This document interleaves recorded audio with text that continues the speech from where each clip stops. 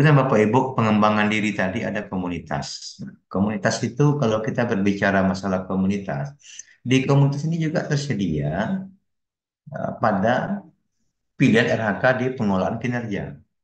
Jadi kalau kita baca eh, apa implementasi daripada komunitas itu ada komunitas itu Pak di dalamnya di dalam sekolah di komunitas belajar yang sekarang ini kita sebut dengan Kombel. Jadi namanya komunitas di dalam sekolah. Jadi bagi Bapak Ibu yang belum punya komunitas di sekolah, silakan dibuat komunitas di sekolah.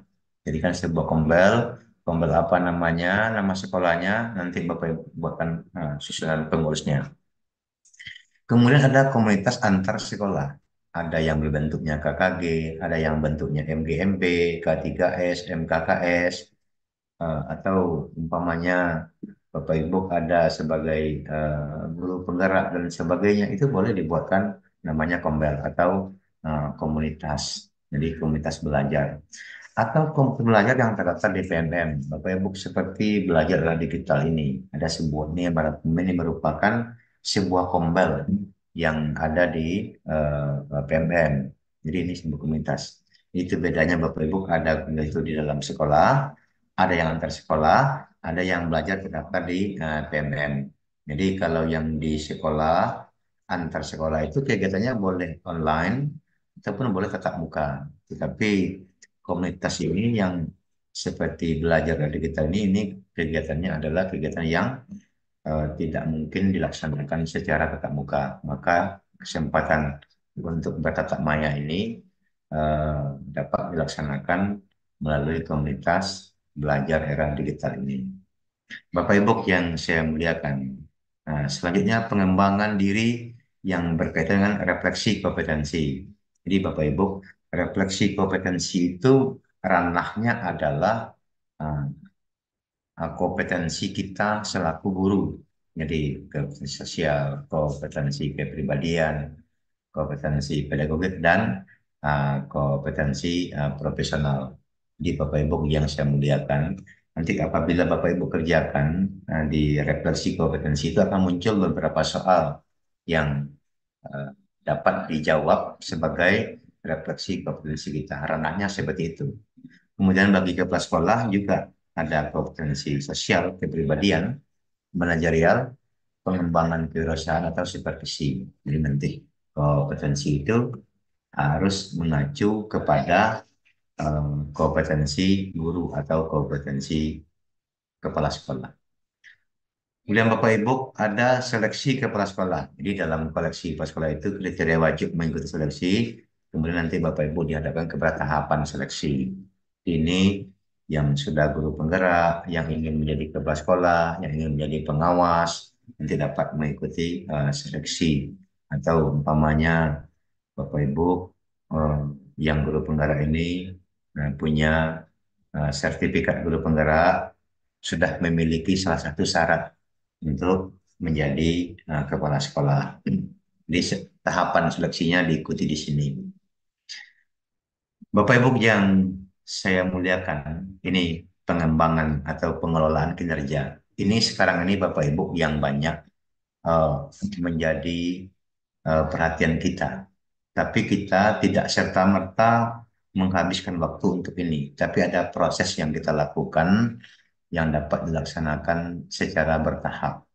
Bapak Ibu, ini di alur pengerjaan ini di Januari kita perencanaan guru dan persetujuan atasan. Di Februari itu persiapan observasi, di Maret itu periode observasi atau melaksanakan observasi. April dengan Mei ini nanti itu pelaksanaan tindak lanjut. Di Juni, Bapak Ibu itu refleksi kompetensi dan penetapan planning kerja. Bapak Ibu, yang perlu saya sampaikan di sini adalah bahwa pengelolaan kinerja itu tidak sampai di sini saja. Pengelolaan kinerja ini nanti akan bermuara kepada e-kinerja. E-kinerja itu hasilnya adalah sasaran kinerja pegawai. Di sasaran kinerja pegawai itu nanti muncul SKP, maka itulah nanti dasar kita untuk penetapan angka kredit. Jadi kalau angka kredit nanti muaranya adalah bagaimana kita bisa naik pangkat. Jadi tidak cukup, tidak sampai mendapatkan SKP saja, gitu. Karena proses pangkat sekarang ini seperti eh, yang ada pada Permen Pan RB nomor 1 tahun 2023 itu sumber angka kredit guru itu adalah satu-satunya di sasaran kinerja pegawai. Jadi makanya saya sampaikan Nah, laksanakan pengolahan kerja itu dengan baik sehingga nanti eh, ter berhasil kita mendapatkan sasaran kinerja pro SKP minimal berkategori baik. Kemudian nanti dari itulah baru kita dapat memunculkan, dapat mengkonversi predikat kinerja ke dalam angka kredit.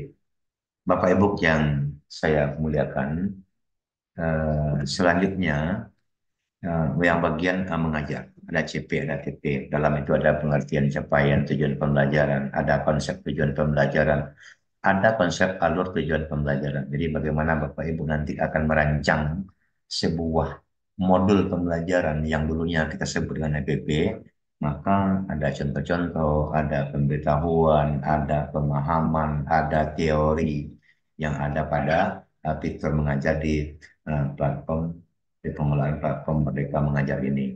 Jadi ada perangkat ajar. Jadi perangkat ajar itu mesti kita buat, mesti kita kembangkan sesuai dengan perkembangan kurikulum yang ada pada saat ini. Jadi ada bagaimana perangkat ajarnya, modulnya, asesmennya, dan lain sebagainya. Nanti mengacu kepada bagaimana mengimplementasikan kurikulum Merdeka di satuan pendidikan kita. Bapak Ibu yang saya muliakan, ada asesmen murid. Jadi yang saya mengajar itu ada asesmen murid. Ini perlu bagaimana membuat soal yang baik seperti apa, soal literasi, soal numerasi, eh, yang soal HOTS, Higher Overall Thinking Skill, atau yang LOTS, atau yang MOT, yang soalnya tingkat kesulitannya tinggi, tingkat kesulitannya menengah, atau soalnya berkategori sedang dan mudah. Jadi ini perlu menjadi perhatian kita semua sehingga nanti apa yang kita ajarkan, materi yang kita sampaikan dapat diukur dengan asesmen ini.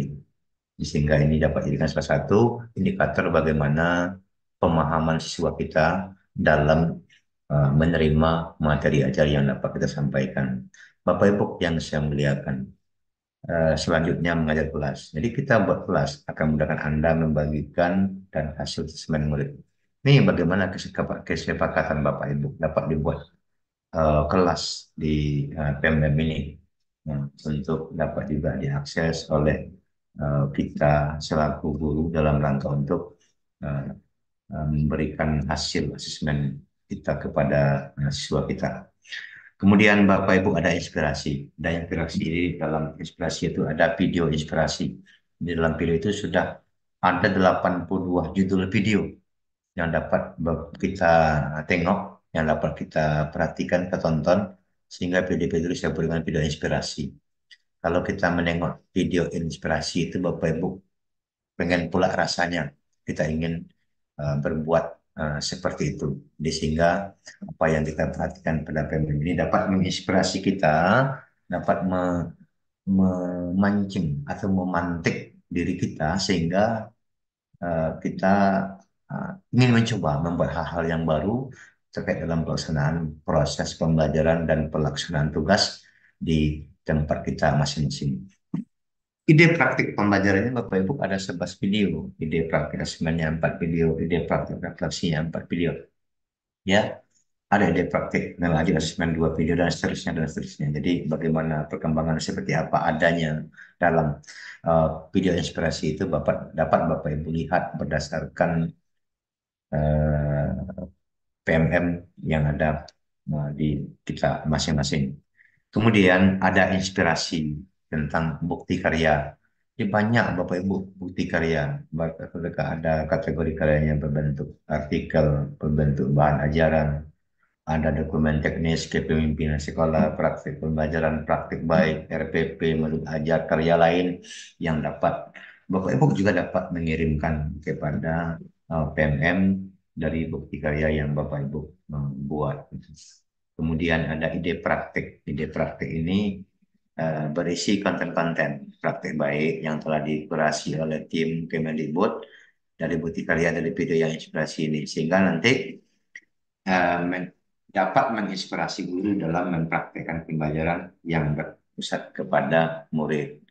Bapak Ibu yang saya muliakan, eh, pengembangan diri, mengajar, inspirasi dari tiga ini adalah eh, apa namanya, salah satu yang harus kita laksanakan sehingga nanti ini dapat meningkatkan keterampilan kita selaku guru. Bapak Ibu yang saya muliakan, apapun yang Bapak Ibu lakukan, seperti apapun inspirasinya, bagaimanapun lengkapnya dalam mengajar perangkat ajar dan pengembangan diri, langkahnya adalah bagaimana kita dapat uh, menjadi guru yang terampil, memiliki keterampilan yang kesemuanya itu Bapak Ibu muaranya adalah bagaimana meningkatnya proses pembelajaran. Apabila peringkatnya pembelajaran itu yang kesemuanya itu terpusat kepada siswa, pembelajaran yang terpusat kepada siswa, pembelajaran yang mengedepankan bagaimana proses pembelajaran yang baik di kelas, mempersiapkan pelatihan mandiri, meningkatkan keterampilan guru, membuat inspirasi, melengkapi perangkat ajar dan segala macamnya, itu adalah salah satu upaya kita bagaimana proses pembelajaran dalam implementasi kurikulum mereka itu tetap berpusat kepada siswa. Muaranya bagaimana siswa kita nanti menjadi siswa yang baik, menjadi siswa yang memahami materi, menjadi siswa yang berkarakter, menjadi siswa yang berakhlak, yang ke semua materi ajar, perilaku, contoh-contoh keteladanan itu dapat diimplementasikan oleh siswa kita dalam kehidupannya sehari-hari, baik kehidupan di sekolah, di kehidupan keluarga, maupun di kehidupan di masyarakat.